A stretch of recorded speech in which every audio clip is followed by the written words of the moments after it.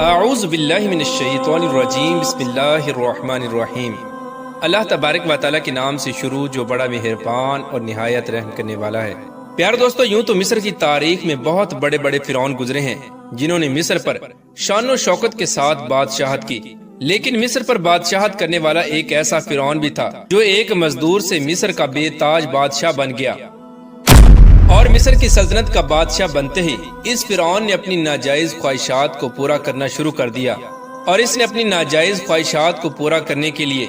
نہ صرف معصوم لوگوں پر ظلم و ستم کیا بلکہ بنی اسرائیل کے بے شمار معصوم بچوں کا قتل عام بھی کروایا، اور مصر کا بادشاہ بننے کے بعد اس پر مال و دولت اور بادشاہت کا ایسا بھوت سوار ہوا کہ یہ عام انسانوں پر ظلم و ستم کرنے کے بعد خدائے وحدہ لا شریک کو للکارنے لگا، اور اللہ تبارک و تعالیٰ کی وحدانیت کو چھوڑ کر خود خدا بن بیٹھا اور خود کو خدا کہلوانے لگا۔ پیارے دوستو، خدائے وحدہ لا شریک کو للکارنے والا فرعون مصعب بن ریان مصر کی تاریخ کا سب سے بدبخت فرعون تھا، لیکن کیا آپ جانتے ہیں کہ اس کی بدبختی کے پیچھے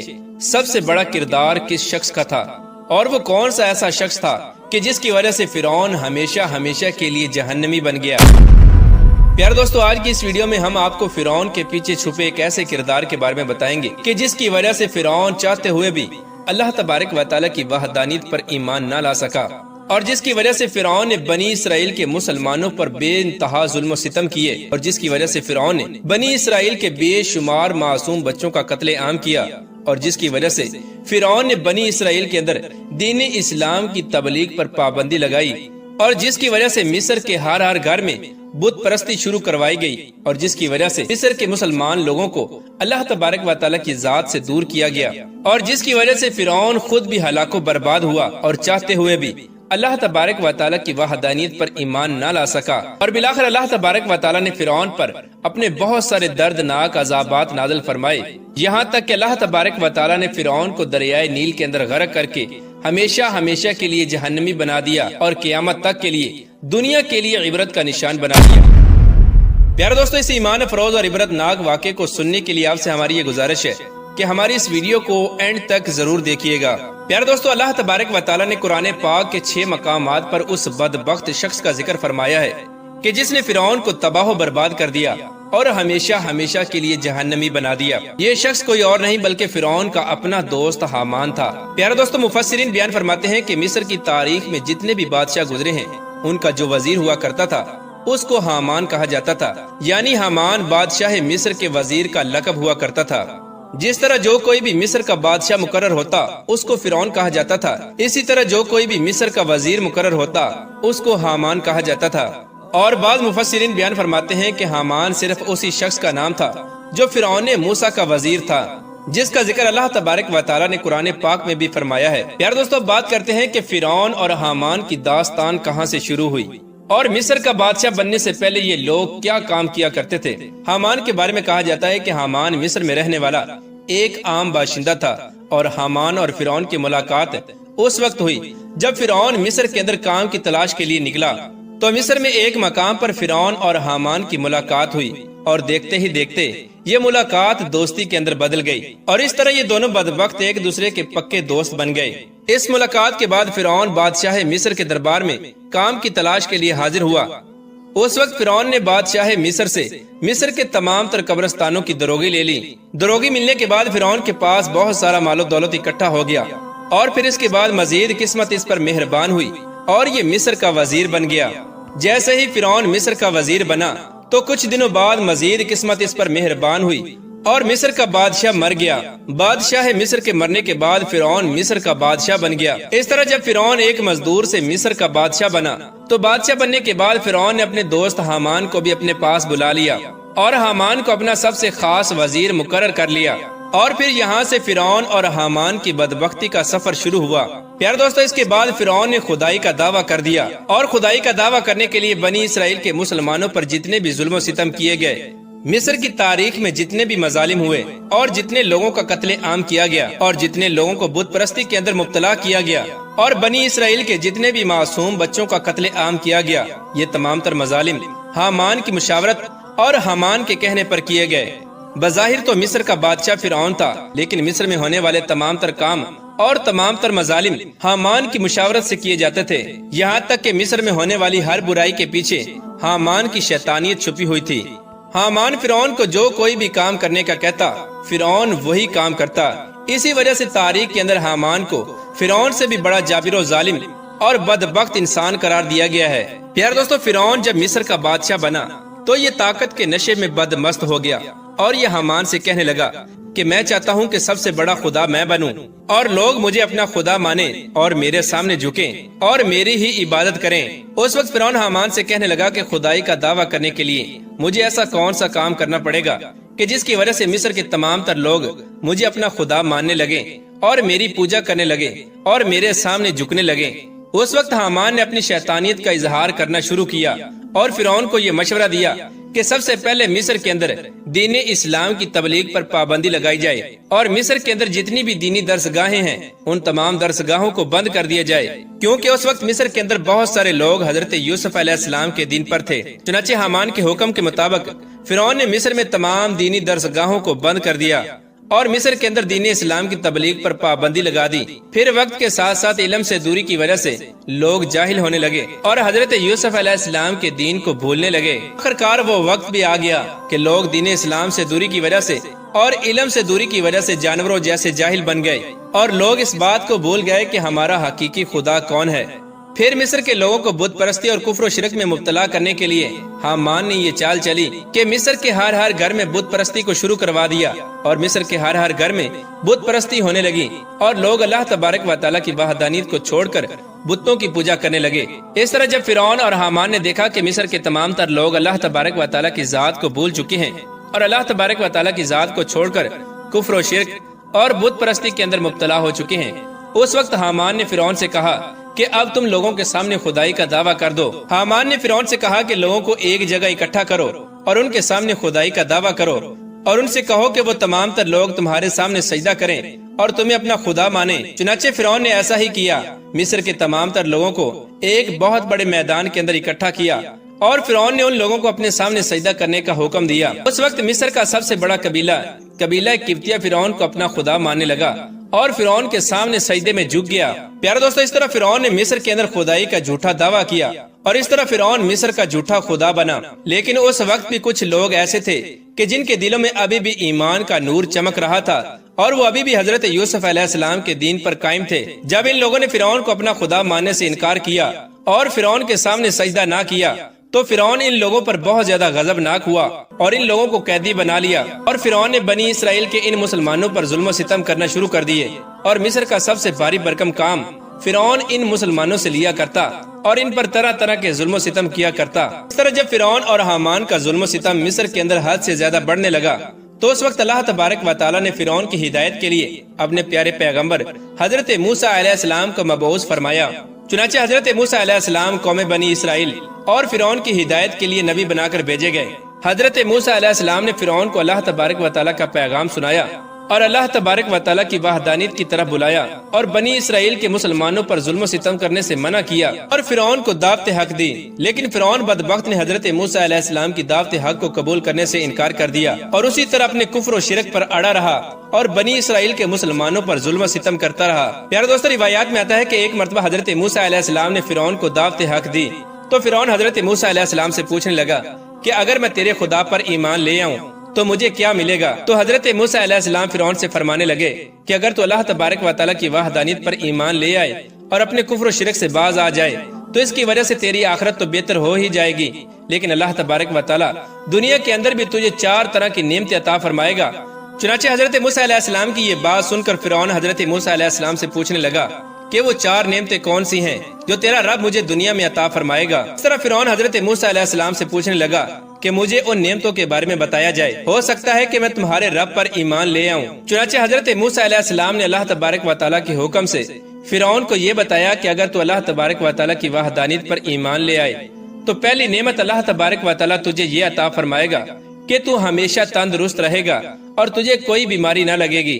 اور دوسری نعمت اللہ تبارک و تعالیٰ تجھے یہ عطا فرمائے گا کہ ابھی تو ایک ملک مصر کا بادشاہ ہے، اگر تو اللہ تبارک و تعالیٰ کی وحدانیت پر ایمان لے آئے تو اللہ تبارک و تعالیٰ تجھے 2 اور ملکوں کی بادشاہت عطا فرمائے گا۔ اس ملک کی بادشاہت تجھے اللہ تبارک و تعالیٰ کی نافرمانی کرنے کے باوجود ملی ہے۔ تو سوچ، اگر تو اللہ تبارک و تعالیٰ کی فرما برداری کرے گا تو اللہ تبارک و تعالیٰ تجھے کیا کیا نعمتیں عطا فرمائے گا، اور اگر تو اللہ تبارک و تعالیٰ کی وحدانیت پر ایمان لے آئے تو اللہ تبارک و تعالیٰ تجھے دنیاوی نعمتوں کے ساتھ ساتھ جنت کے اندر جگہ عطا فرمائے گا۔ فرعون نے جب حضرت موسیٰ علیہ السلام کی یہ باتیں سنی تو فرعون حضرت موسیٰ علیہ السلام کی باتوں سے بہت زیادہ متاثر ہوا، اور اس طرح فرعون دل ہی دل میں ایمان لانے کے لیے تیار ہو گیا۔ لیکن فرعون حضرت موسیٰ علیہ السلام سے کہنے لگا کہ میں ایمان لانے سے پہلے اپنی بیوی سے مشورہ کروں گا، اس کے بعد میں آپ کو بتاؤں گا۔ چنانچہ فرعون فوراً اپنی بیوی کے پاس گیا اور اپنی بیوی حضرت آسیہ رضی اللہ تعالی عنہا سے جا کر کہنے لگا کہ حضرت موسیٰ علیہ السلام نے مجھے یہ فرمایا ہے کہ اگر میں اللہ تبارک و تعالیٰ کی وحدانیت پر ایمان لے آؤں تو حضرت موسیٰ علیہ السلام کا خدا مجھے فلاں فلاں نعمتوں سے نوازے گا اور آخرت میں جنت کے اندر جگہ بھی عطا فرمائے گا۔ فرعون کی یہ بات سن کر فرعون کی بیوی حضرت آسیہ رضی اللہ تعالی عنہا بہت زیادہ خوش ہوئیں اور فرعون سے کہنے لگی کہ اے فرعون، تو اللہ تبارک و تعالیٰ کی ان نعمتوں پر اپنا سب کچھ قربان کر دے اور حضرت موسیٰ علیہ السلام پر ایمان لے آ اور ان کی دعوت حق کو قبول کر لے۔ یہ کہنے کے بعد فرعون کی بیوی زاروں کی طرح رونے لگی۔ اس کے بعد فرعون کی بیوی حضرت آسیہ رضی اللہ تعالی عنہا فرعون سے کہنے لگی کہ اس بات پر آپ کو کسی سے مشورہ کرنے کی ضرورت تھی ہی نہیں، بلکہ حضرت موسیٰ علیہ السلام کی اسی مجلس کے اندر آپ کو اللہ تبارک و تعالیٰ کی وحدانیت پر ایمان لے آنا چاہیے تھا اور ایمان لانے میں تاخیر نہیں کرنی چاہیے تھی۔ پیارے دوستو، چونکہ فرعون کوئی بھی کام اپنے دوست اور اپنے وزیر حامان کی مشاورت کے بغیر نہیں کیا کرتا تھا، لہٰذا حضرت آسیہ کی بات سننے کے بعد فرعون حضرت آسیہ سے کہنے لگا کہ میں ایک بار حامان سے بھی مشورہ کرنا چاہوں گا۔ اس پر فرعون کی بیوی حضرت آسیہ رضی اللہ تعالی عنہا فرعون سے کہنے لگی کہ حامان سے مشورہ کرنے کی کوئی ضرورت نہیں، کیونکہ وہ اس بات کا اہل نہیں۔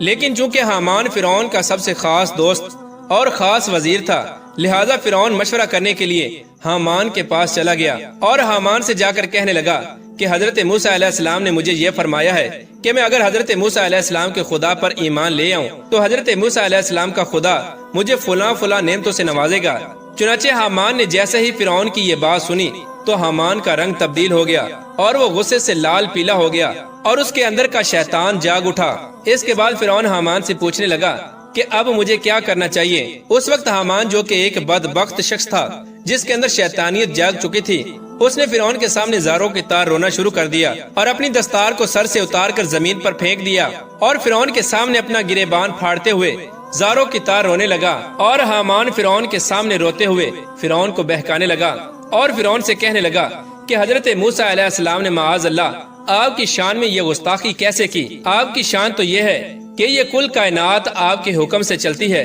اور آپ اس دنیا کے حقیقی خدا ہو، اور مشرق سے لے کر مغرب تک ہر ایک مخلوق آپ کے حکم کے تابع ہے، اور دنیا کے بڑے بڑے بادشاہ آپ کے دربار میں سجدہ ریز ہوتے ہیں۔ اس کے بعد حامان فرعون کو مزید گمراہ کرتے ہوئے یہ کہنے لگا کہ حضرت موسیٰ علیہ السلام نے آپ کی شان میں یہ گستاخی کی ہے کہ آپ ایک خدا ہونے کے باوجود کس طرح اللہ تبارک و تعالیٰ کی وحدانیت پر ایمان لا سکتے ہیں،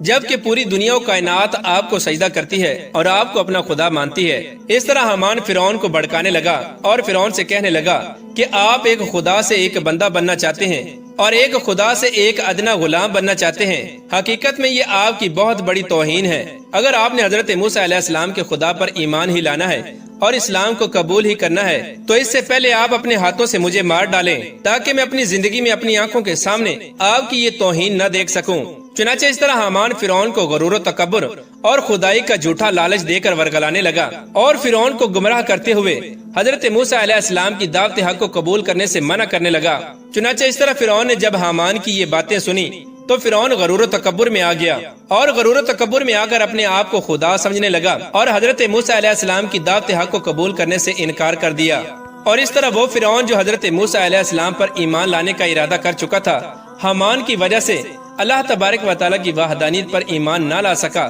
اور اس طرح فرعون حامان کی وجہ سے اللہ تبارک و تعالیٰ کی وحدانیت سے دور ہو گیا اور ہمیشہ ہمیشہ کے لیے جہنمی بن گیا۔ پیارے دوستو، اس طرح جب فرعون اپنے کفر و شرک پر ڈٹا رہا اور کئی بار سمجھانے کے باوجود بھی اللہ تبارک و تعالیٰ کی وحدانیت پر ایمان نہ لایا اور بنی اسرائیل کے مسلمانوں پر اسی طرح ظلم و ستم کرتا رہا، اور اللہ تبارک و تعالیٰ کے بہت سارے عذابات کو دیکھنے کے باوجود بھی اللہ تبارک و تعالیٰ کے سامنے نہ جھکا،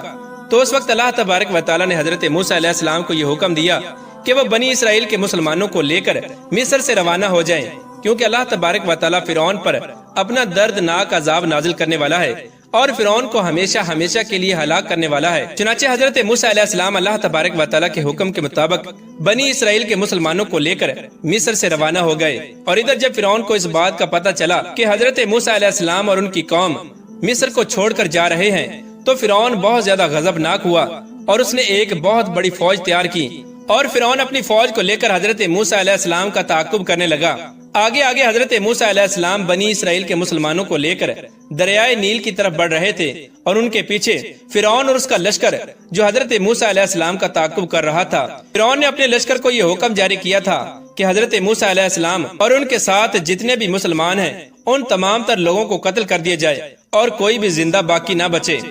چنانچہ جب حضرت موسیٰ علیہ السلام اور ان کی قوم دریائے نیل کے کنارے پر پہنچے، اور جب حضرت موسیٰ علیہ السلام کی قوم نے یہ دیکھا کہ آگے دریائے نیل ہے اور پیچھے فرعون کا لشکر ہے، تو اس وقت حضرت موسیٰ علیہ السلام کی قوم گھبرا گئی اور حضرت موسیٰ علیہ السلام سے کہنے لگی کہ آج ہمیں فرعون سے کوئی نہیں بچا سکتا۔ اس وقت حضرت موسیٰ علیہ السلام اپنی قوم کو حوصلہ دیتے ہوئے یہ فرمانے لگے کہ گھبراؤ نہیں، بے شک اللہ تبارک و تعالی ہمارے ساتھ ہے۔ چنانچہ اس وقت حضرت موسیٰ علیہ السلام نے اپنے ہاتھوں کو بلند کیا اور اللہ تبارک و تعالی کے حضور دعا کرنے لگے، تو اللہ تبارک و تعالی نے حضرت موسیٰ علیہ السلام سے فرمایا کہ آپ کے ہاتھ میں جو عصا مبارک ہے اس کو دریائے نیل کے کنارے پر مارو تو دریائے نیل آپ کو رستہ دے دے گا۔ چنانچہ حضرت موسیٰ علیہ السلام نے اللہ تبارک و تعالی کے حکم کے مطابق ایسا ہی کیا اور اپنے عصا مبارک کو دریائے نیل کے کنارے پر مارا تو دریائے نیل نے حضرت موسیٰ علیہ السلام اور ان کی قوم کو رستہ دے دیا، اور بعض روایات میں آتا ہے کہ دریائے نیل میں سے 12 رستے بن گئے، جس کے ذریعے حضرت موسیٰ علیہ السلام اور ان کی قوم آسانی کے ساتھ دریائے نیل کو پار کرنے میں کامیاب ہو گئے۔ جب حضرت موسیٰ علیہ السلام اور ان کی قوم دریائے نیل میں داخل ہوئی اور دریائے نیل کو پار کرنے لگی تو اس وقت فرعون کا لشکر دریائے نیل کے کنارے پر پہنچ گیا۔ چنانچہ جب فرعون نے دریائے نیل کے اندر بنے ہوئے رستوں کو دیکھا تو فرعون حیران و پریشان ہو گیا اور اپنی قوم کو گمراہ کرتے ہوئے کہنے لگا کہ دیکھو میرے آنے سے پہلے ہی دریا نے مجھے رستہ دے دیا۔ چنانچہ اس کے بعد فرعون نے اپنے لشکر کو دریائے نیل کے اندر ڈال دیا اور حضرت موسیٰ علیہ السلام کا تعاقب کرنے لگا۔ جیسے ہی فرعون اور اس کا لشکر دریائے نیل کے بالکل درمیان میں پہنچا، اس وقت حضرت موسیٰ علیہ السلام اور ان کی قوم دریائے نیل پار کر چکی تھی۔ اس وقت اللہ تبارک و تعالی نے دریائے نیل کو حکم دیا کہ آپس میں مل جا۔ چنانچہ دریائے نیل فرعون کی طرف بڑھنے لگا۔ اس طرح جب فرعون نے دریائے نیل کو اپنی طرف آتا ہوا دیکھا اور اپنی آنکھوں کے سامنے اپنی موت کو آتا ہوا دیکھا تو فرعون اس وقت چیخنے چلانے لگا اور یہ کہنے لگا کہ میں حضرت موسیٰ علیہ السلام کے خدا پر ایمان لایا، اور میں اس خدا پر ایمان لایا جس خدا پر بنی اسرائیل کے مسلمان ایمان لائے۔ چنانچہ جیسے ہی فرعون یہ دعا مانگ رہا تھا تو اس وقت حضرت جبرائیل علیہ السلام نے مٹی کو اٹھایا اور فرعون کے منہ میں ڈال دیا تاکہ فرعون اللہ تبارک و تعالیٰ کے حضور کوئی دعا نہ مانگ سکے۔ چنانچہ اس کے بعد دریائے نیل آپس میں مل گیا اور فرعون اور اس کا سارا لشکر دریائے نیل کے اندر غرق ہو کر ہلاک ہو گیا، اور یہ تمام کے تمام لوگ ہمیشہ ہمیشہ کے لیے جہنمی بن گئے۔ اور اس طرح فرعون اور اس کے وزیر حامان کا دردناک انجام ہوا، اور فرعون اپنے وزیر حامان کی وجہ سے ہمیشہ ہمیشہ کے لیے جہنمی بنا،